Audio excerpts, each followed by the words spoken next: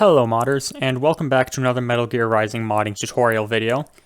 Today I will be going over the PluginSDK, not made by me, but instead by Froke, which is a tool for creating .asi scripts to mod Metal Gear Rising. They work a lot like Cheat Engine, they're written in the C++ programming language, and you just drop a file in and it works. I will be assuming that you have installed Visual Studio 2022, because that is necessary to compile the SDK, and I will be assuming that you have a rudimentary understanding of C++, but other than that, that should be all you really need, and the game, of course. So if we look in here, we've got a zip file I downloaded off Nexus Mods. It's got the SDK, it's got all of these wonderful library game values, it's got a Visual Studio template, and it's got DLL main. And those are the most important things. So now let's make this a Visual Studio template. I'm going to go to Documents, I'm going to go to Visual Studio, I'm going to go to Templates, I'm going to go to Project Templates. And if I make a new folder for PluginSDK, and extract this right here, it's going to give a headers error, but it works with 7-zip. I'm not sure if it works with WinRAR. I don't know, 7-zip is better. We've got it right here, so let's move all of these back out and get rid of those. So now we have a template set up, and we're ready to open Visual Studio. So let's say we want to create a new project. We want to use, it didn't show me, there we go, MGRR plugin SDK. So after putting the template in here, it becomes a usable plugin in Visual Studio. We're going to make this a test project, and that's going to be my GitHub folder, and voila. Now, there's not much here, because you can't actually see the files, and for that you actually want to click up here in the top right, the Show All Files button. That'll show you the files you actually want to be working with, which is the game library and DLL main. And if we open DLL main, this is what we have. We have the Win API call that actually is going to attach the mod main thread function, which basically means that all of our code that we can put will be in the mod main thread function. It is important to note that this function does not actually loop automatically. It only runs once. So the very first step of coding in this is we're going to make a while loop that ends with sleeping for 20 milliseconds. 20 milliseconds, that's 1/50th of a second. So this is going to refresh 50 times per second, but no faster. If we didn't have that sleep, it would refresh forever, and it would use up all of your computer's resources trying to refresh as fast as possible, and that just ruins the point. So 50 times per second, and then you can start writing code in there. Now, and also note you want to be in the release 86 configuration for a 32-bit program. But at this point, I'm going to switch over to a project I've already been working on in PluginSDK.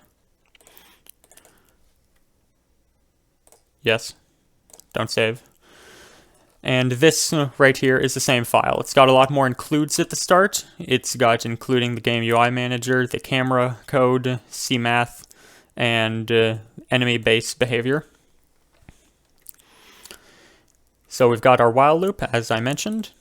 And what this code is actually going to do is allow you to sort of puppet or mind control an opponent. Whichever enemy is locked by the camera, we're going to select using field 6F4, which is currently supposed to be M_P enemy lock on, but due to a bug in the current version of the plugin of the SDK, that's not quite working. So we select the camera. If the camera isn't in game mode, then we just want to ignore it and wait until it is. We don't want to actually mess anything up by touching stuff when it doesn't need to be touched. So then we go to the enemy locked by the camera. Same deal.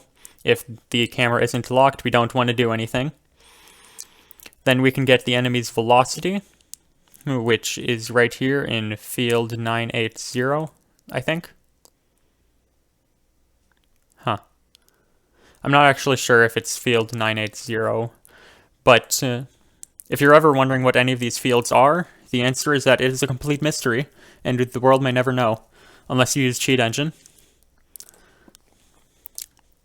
But we get the value of this field, take that pointer, load it as a vector, because that field is actually an int at the moment, but we want it to load all 4 of these values in vector format. Just to be on the safe side, I'm not actually going to use the recompiled version for this. We get the camera's yaw, which is field 360. We do some trigonometry. Here's a bunch of comments of me figuring out what the correct trigonometry is. We got a target final velocity, and then we use WASD and spacebar to change the enemy's X, Z, and Y speeds. Simple enough. So actually, let me change this to 97C just to make sure that it... And we press Control-B to build. We could run with local Windows debugger, or we could not, so let's do that.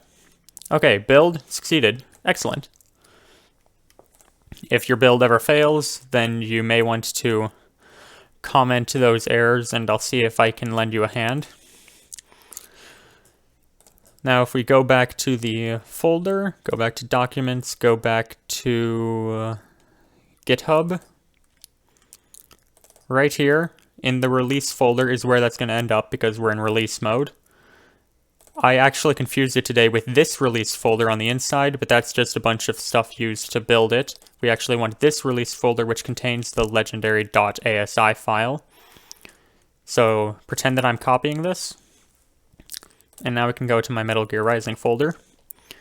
Now, the important things to add to use .asi scripts are a scripts folder to put the scripts in, and dinput8.dll. dinput8 is usually included with any such mod, such as timestop, or I don't actually remember the others at the moment, FreeCam, NoClip. Those all tend to use dinput8. And then scripts, and those are going to be in the same folder level as Metal Gear Rising Revengeance. It's not going to be in the game data folder. So if we look in scripts, here I've got some scripts installed, and there's my existing mind control file.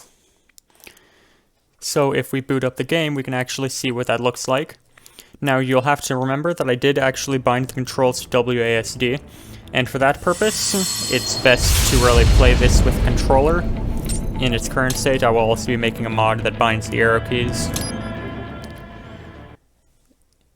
And just do so that's me binding right into different controls, and that's me controlling Sam a little bit.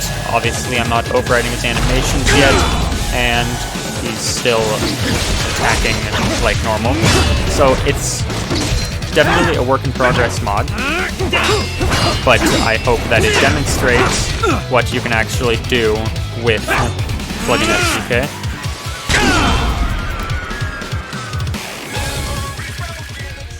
Beyond that, if you understood everything that was going on in this code, if you know how to take a cosine and then decide whether everything is plus or minus or plus or equals 0.2,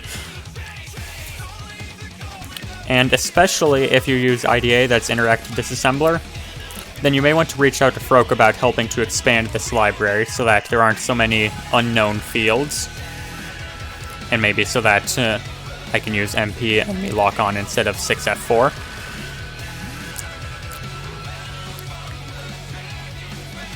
Beyond that, I will be releasing this mod. It will be continued to be worked on. It's sort of the start of what I'm going to be calling the Impossible mod, which is pretty close to impossible, but thanks to this plugin, it may not be. And if you encounter any bugs, or if your plugins fail to build, please do reach out about that. We can cooperate on it together, and who knows, maybe we can make some more improvements. That's all I really have for you today. So go forth, mod, remember to have fun, and eat your vegetables.